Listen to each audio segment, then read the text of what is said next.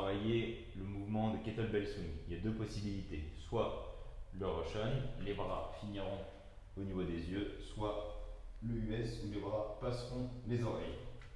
Je vais te montrer le mouvement au ralenti détaillé et puis après je le ferai en accéléré. Donc le poids il doit être relâché dans les bras. Le poids il est à la verticale, le torse est bien vers l'avant, je suis en tension au niveau fessier et au niveau des quadriceps et je vais venir pousser vers l'avant, le poids il va monter et là seulement je finis avec les bras. La grosse partie du mouvement elle doit être au niveau des hanches. Je te montrerai ce que ça donne avec le poids. Je te montre de profil, pied, largeur à peu près des épaules.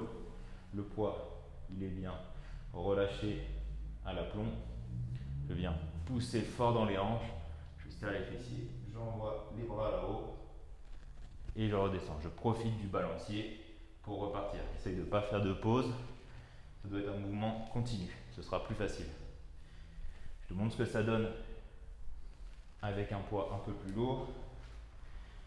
Je vais déjà te montrer ce que ça donne si je mets uniquement les hanches.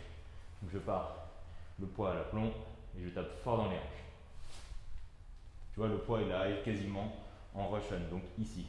Le reste, ça se termine avec les bras et au fur et à mesure avec le balancier, j'aurai de moins en moins besoin de mettre de force dans les bras.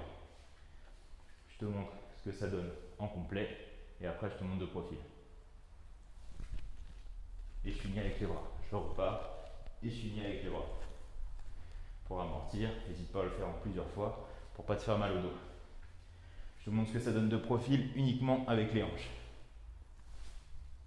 Tu vois, on doit être très fort dans les hanches, venir serrer les fessiers pour envoyer le poids le plus haut possible. Et après, je finis avec les bras. Si jamais le poids est un peu lourd, tu peux faire un premier balancier où tu envoies le plus haut possible, tu repars. Et le deuxième, tu finis le mouvement soit en US, soit en Russian.